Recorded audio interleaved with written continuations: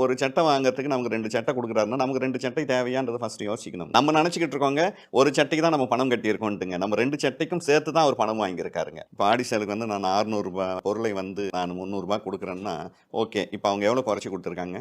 ரூ. 300 குறைச்சுக்கிறாரு. 50%. ஆனா என்ன விஷயம்ன்னா, இந்த ரூ. 300 தான் அதோட விலை. ஆனா ஏற்கனவே அவங்க அத ரூ. 600 வித்துக்கிட்டு இருக்காங்க.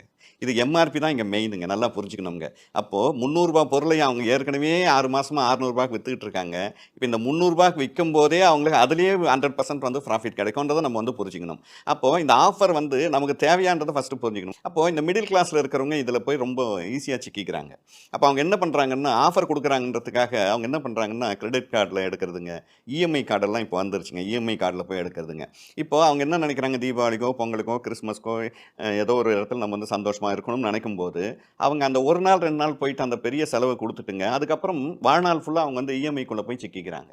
இன்னைக்கு இந்த மிடில் கிளாஸ்ல இருக்கிறவங்களோட வாழ்க்கையை அழிச்சதே பார்த்தீங்கன்னா, இந்த கிரெடிட் கார்டு தான் நம்ம பேசியிருக்கோங்க. இது ரொம்ப முக்கியமான விஷயம். நெறைய பேர் இத அக்செப்ட் பண்ணி தான் ஆகணுங்க. இது ஒட்டுமொத்தமா கூட்டி கழிச்சு பார்க்கும்போது, நம்ம வாங்கின பொருளை வந்து நம்ம முழுசா பயன்படுத்துறோமான்னு பார்த்தீங்கன்னா, பயன்படுத்துறதும் கிடையாது. ஆண்களாவது பரவாயில்ல. பெண்கள் வந்து இதுக்கு நெறைய வந்து அடிக்ஷன் கூட ஆயிருக்காங்க. ஏன்னா வீட்ல இருக்காங்க, பார்த்துக்கிட்டே இருக்காங்க, ட்ரெஸ் மாத்தி போட்டுக்கிட்டே இருக்காங்க. ரூ. 3000 இல்லாம இன்னைக்கு ஒரு ட்ரெஸ் வந்து உங்களுக்கு கிடைக்கிறதுக்கு வாய்ப்பு கிடையாதுங்க. அப்போ இந்த மாரி ஆஃபர்ன்னு போயிட்டே இருந்தோம்னா, அவங்க வந்து பணம் பண்ணிக்கிட்டு இருக்காங்க. இப்போ நம்மள மாரி ஆட்கள் பார்த்தீங்கன்னா, அவங்களுக்கு நம்ம என்ன சம்பாதிக்கிறோமோ, அத சம்பாரிச்சு அவங்க கையில குடுத்து நம்ம கடன்காரனா இருந்துகிட்டு இருக்கோங்க. இப்போ நம்மளோட சூழலுக்கு தகுந்த மாரி தான் நம்ம எடுக்கணும். எனக்கு ஒரு சட்டை போதுன்னா, நான் ஒரு சட்டை எடுத்துக்கிட்டு வரேங்க. அப்போ எனக்கு ஒரு சட்டை போதுன்னும்போது, அவர் 4 சட்டை குடுக்குறாருன்றதுக்காக கண்டிப்பா பண்ண முடியாது. அதே மாரி எல்லா இடத்துலயும் பார்த்தீங்கன்னா, இந்த ஜீரோ காஸ்ட் ஜீரோ காஸ்ட்ன்னு இஎம்ஐ. சொல்லுவாங்க. அது எப்படிங்க ஜீரோ காஸ்ட்ல எப்படியும் குடுக்க முடியாது. ஏன்னா அவங்க என்ன சர்வீஸ் பண்றாங்களா? இஎம்ஐ வந்து ஜீரோ காஸ்ட்ல குடுக்குறாங்க. எப்படி குடுக்க முடியுங்க? ஃபோன் வேலையும் அப்படியே எடுத்து உங்ககிட்ட குடுக்குறதுக்கு அவங்க எதுக்குங்க? அந்த நிறுவனம் எதுக்கு வேலை பண்ணணுங்க? கரெக்ட்டா இல்லைங்களா? அப்போ அதோட கான்செப்ட் என்னன்னா, ஜீரோ காஸ்ட்டே கிடையாதுங்க. அந்த ஃபோனோட விலை வந்து ரூ. 6000 இருக்குன்னு சொன்னா, ஆல்ரெடி அதுல எம்ஆர்பி வந்து பார்த்தீங்கன்னா ரூ. 9000 இருக்குங்க. அதோட விலை வந்து ரூ. 6000 தாங்க. அந்த ஃபினான்ஸ் குடுக்குற நிறுவனத்துக்கும், இந்த நிறுவனமும் ஒரு டீல் போட்டுக்கிறாங்க. அவ்வளோதாங்க. அந்த டீல் போட்டுக்கிட்டு, அந்த ஃபினான்ஸ் குடுக்குற நிறுவனத்துக்கு வந்து ரூ. 6000ன்னு வச்சுங்க. அந்த ரூ. 3000 டிஃபரண்ட் இருக்கு பாருங்க. அதுதான் வந்து அவங்களுக்கு நீங்க இன்ட்ரெஸ்ட்டா வந்து நம்ம பே பண்றோம். ஆனா நம்மள பொறுத்தவரைக்கும் என்ன நினைக்கிறோம்னா, ரூ. 9000க்கு நம்ம ஜீரோ காஸ்ட்ல வாங்கிட்டோம். 8 மாசம் கட்டினா முடிஞ்சு போச்சுன்னு நினைக்கிறோங்க.